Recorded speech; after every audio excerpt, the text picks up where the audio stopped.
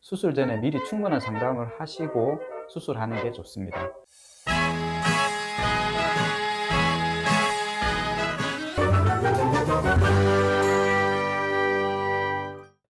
안녕하세요. 줄기세포 지방이식 외길 인생 김영감입니다.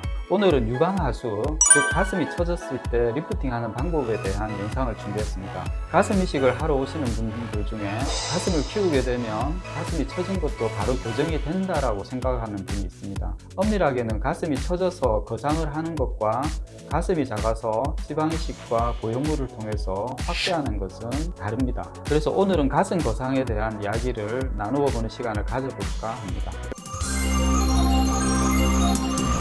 원장님, 유방하수는 정도에 따라 다르다면서요? 네, 유방이 처진 정도에 따라 크게 세 가지 단계로 구분해 볼 수 있습니다. 유두가 유방 아래 주름선의 어디에 위치해 있는가에 따라서 하수의 정도를 알 수 있고요.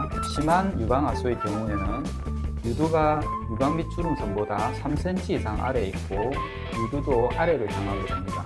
그럼 유방하수는 어떻게 교정을 하나요? 네, 유방하수가 생기는 원인에 따라 심한 정도에 따라 치료 방법이 다르기 때문에 몇 가지 경우로 나누어 볼 수 있습니다.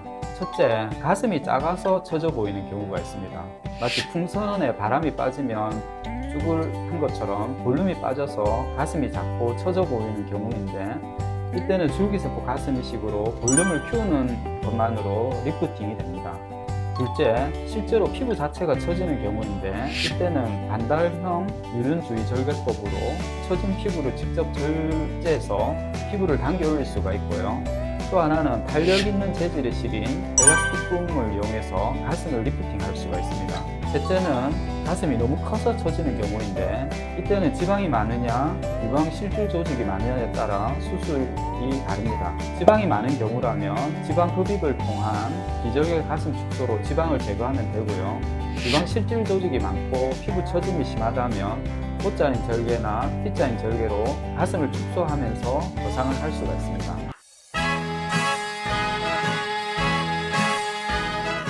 원장님, 반달형 유륜주의 절개법은 어떤 수술인가요? 네, 실제 수술 디자인을 보여드리겠습니다. 이런 식으로 초승달 모양으로 절개를 하게 되고요. 이분은 대략 3.5cm 정도 피부를 잘라냈습니다. 리프팅을 많이 하기 위해 한꺼번에 피부를 많이 자르게 되면 상처 부위가 켈로이드성 흉터로 변할 수 있기 때문에 피부가 너무 당겨지지 않는 범위에서 절제를 하고, 다음에 상처가 괜찮다면 추가로 절제를 하는 것이 안전합니다. 이 절개법의 장점은 상처 부위가 작고 물리적으로 직접 피부를 절제해서 리프팅을 하는 것이라 그 효과를 바로 확인할 수가 있고, 가슴 보형물을 하는 경우에는 별도의 흉터 없이 보형물 수술을 하면서 리프팅을 동시에 할 수 있다는 장점이 있습니다. 리프팅은 효과가 별로 없다는 얘기가 있던데요. 가슴이나 힙업처럼 볼륨이 큰 부위는 일반적인 실을 이용한 리프팅은 효과가 만족스럽지 못한 경우가 많습니다. 그래서 탄력이 좋은 실을 사용하는데, 이 엘라스티쿰이라는 실은 실리콘으로 되어 있는 실의 바깥쪽을 부드러운 재질의 폴리에스터가 감싸고 있어서 강한 힘으로 자연스러운 리프팅이 가능합니다. 지속기간도 길어서 가슴이나 엉덩이 경우에는 어느 정도는 만족스러운 결과를 기대할 수 있습니다. 가슴을 지방 흡입해서 줄이면 가슴이 더 처지는 거 아닌가요?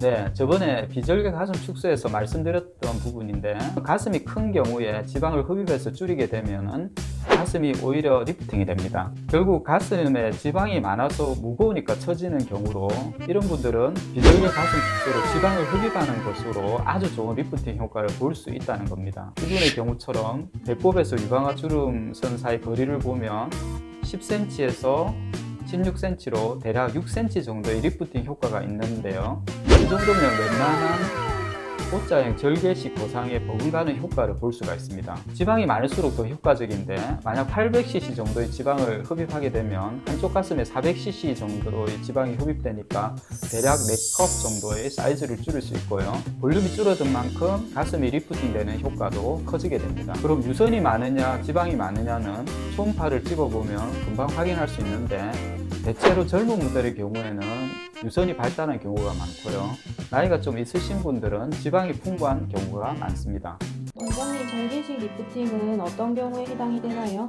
지방 조직이 없이 유선 조직이 대부분을 차지하는 큰 가슴인 경우와 피부 자체가 많이 처진 경우입니다. 물론 지방 흡입 장비인 에바와 초음파 장비를 통해서 유선 조직의 일부를 녹여서 빼낼 수는 있지만 이게 한계가 있고요. 이때는 흉터가 부담스럽긴 하지만 어쩔 수 없이 O자나 T자형으로 절개를 해서 리프팅을 하게 됩니다. 이 수술의 경우에는 피부 절제 범위가 크고 유선 조직을 같이 없애기 때문에 수술 시간도 오래 걸리고 회복 기간도 길게 됩니다.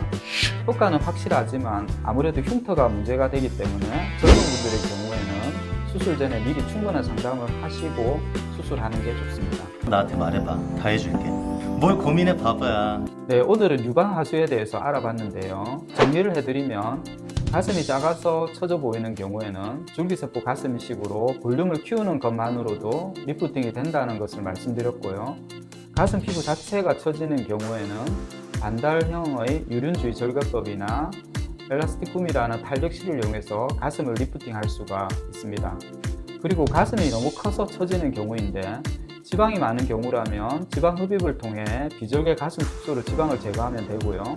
유방 실질 조직이 많고 피부 처짐이 심하다면 O자형 절개나 T자형 절개로 가슴을 축소하면서 거상을 할 수 있다고 정리해 볼 수 있습니다.